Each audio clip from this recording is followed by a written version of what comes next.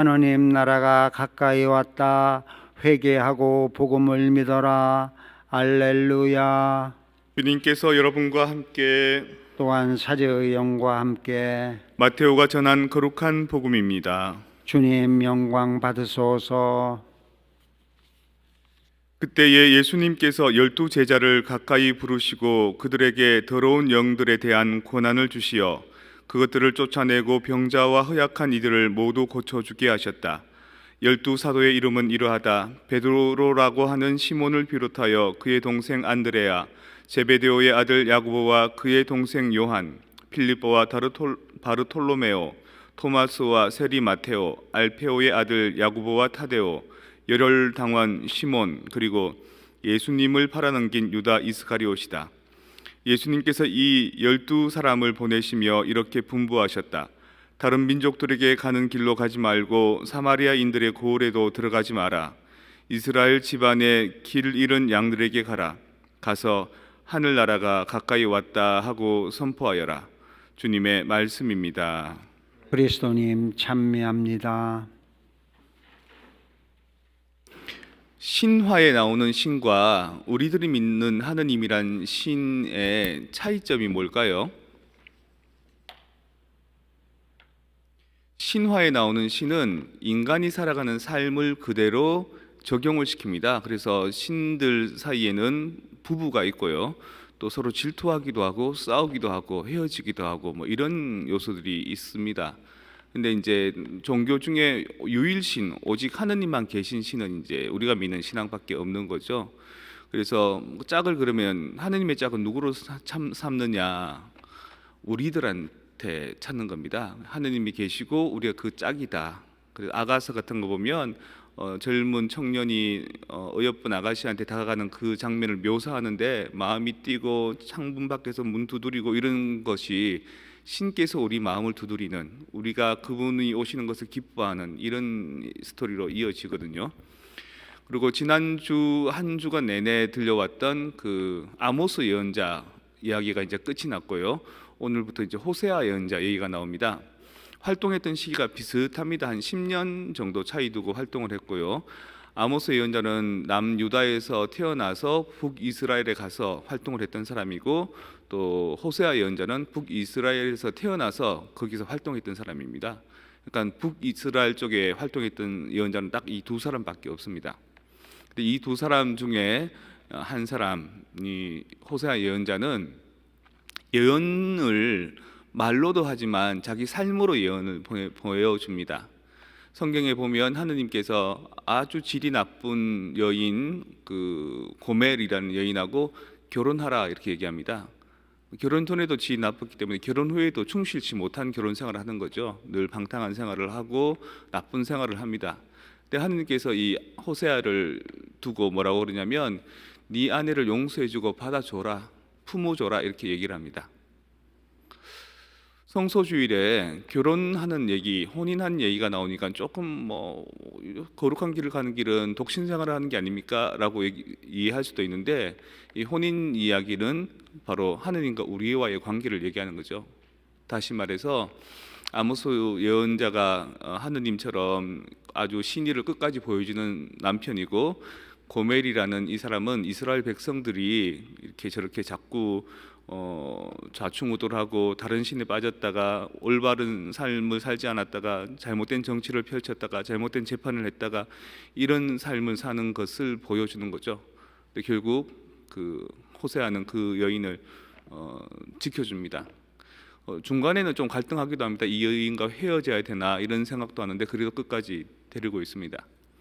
하느님께서도 우리를 보고 우리가 오락가락하고 삶에서 좌충우돌하는 모습을 안타까워하지만 그거를 이렇게 지켜봐 주시는 것을 예언자의 그 전체적인 생애를 통해서, 삶을 통해서 우리에게 알려주는 거죠.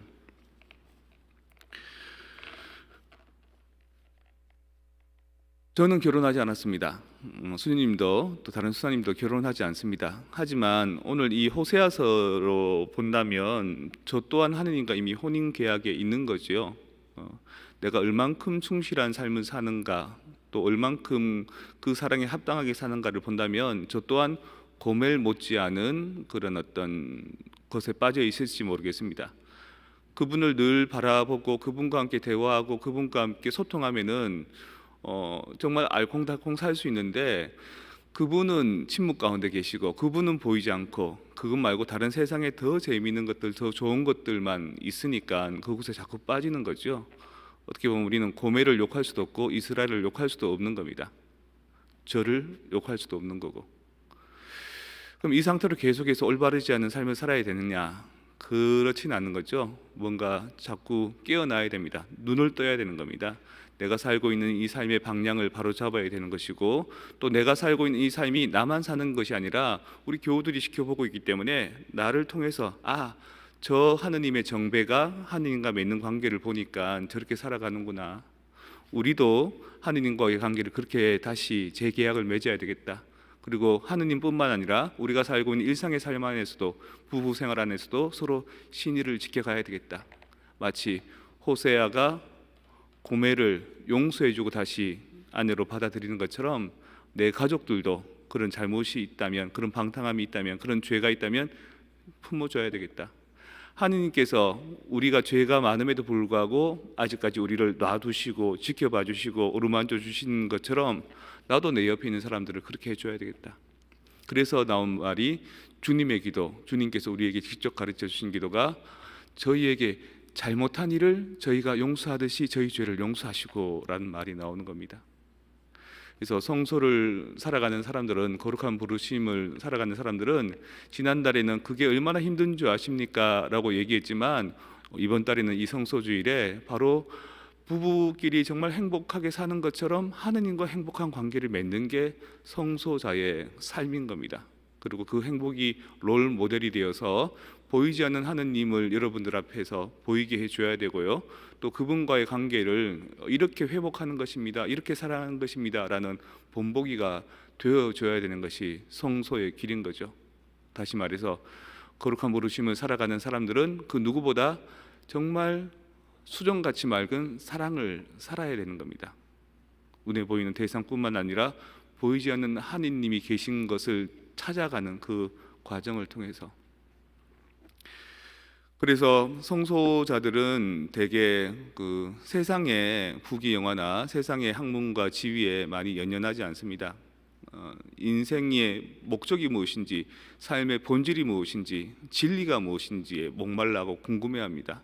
그리고 그것들을 해나가면서 빛 한 줄기만 있어도 그것에 만족하고 그것을 향해서 모든 것을 내어놓고요, 심지어는 내 목숨을 앗아가려는 사람에게도 내 목숨까지 내어놓으면서 벗을 위해 그들을 돕는 삶을 사는 겁니다. 이것이야말로 빛이고 소금인 거죠. 협의의 성소가 있고요, 또 광의의 성소가 있습니다. 다시 말해서 좁은 의미의 성소가 있고 넓은 의미의 성소가 있습니다. 좁은 의미의 성소는 신부되는 것, 수녀되는 것, 수사되는 것일 겁니다. 하지만 넓은 의미의 성소는 우리가 삶을 살아가면서 어떻게 우리가 빛이 되느냐, 다른 사람들에게 올바름의 증거가 되느냐, 이것이 성소인 거죠. 비록 우리의 삶이 이스라엘 사람들처럼 또는 고멜처럼 죄 중에 있다 하더라도 끝까지 우리를 배척하지 않는 호세아처럼, 하느님처럼 우리는 그분께로 언젠가는 돌아가야 되지 않을까.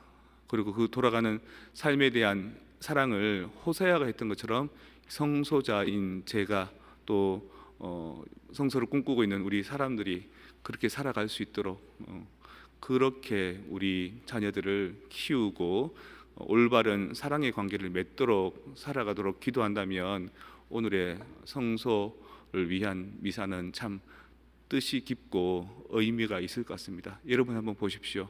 나는 얼마나 하느님과의 관계에서 올바른 관계를 맺어왔는지, 혹시 그분 마음에 들지 않고 어긋나는 삶을 살지 않았는지. 하지만 그럼에도 불구하고 그분께서 나를 계속 사랑해 주는 것 때문에 내가 이 자리에 감히 함께 이 대전에 있을 수 있는 건 아닌지,